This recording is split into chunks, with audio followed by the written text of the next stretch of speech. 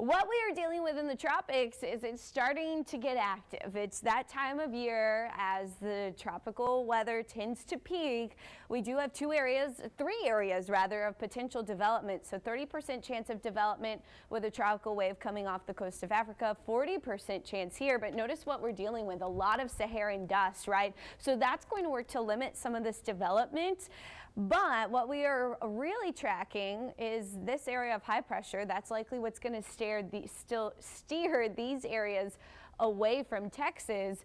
We do have a 20% chance of development in the Gulf that we are really keeping an eye on. One thing that may work to limit that development is going to be some Saharan dust making its way into the Gulf of Mexico by the weekend, but that's only one of really four factors that we're keeping an eye on. So right now it looks like we've got some pretty low wind shear across the Gulf as that high pressure we've been talking about is moving north toward the Midwest. Sea surface temperatures are running very hot in the Gulf of Mexico. We are well above 80 degrees, but that Saharan dust may be working against development, and just the time that this potential system will have in the Gulf of Mexico will work against its development as well.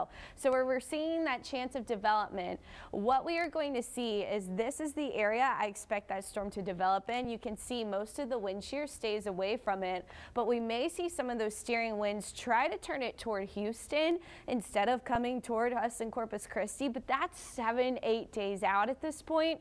So that's something we're really going to be keeping an eye on, is just where exactly along the coast this system may end up and how much rain we may end up as a side effect. But right now it is looking like we could get some decent rain out of this. Of course, those details will become clearer throughout the week ahead, Barb.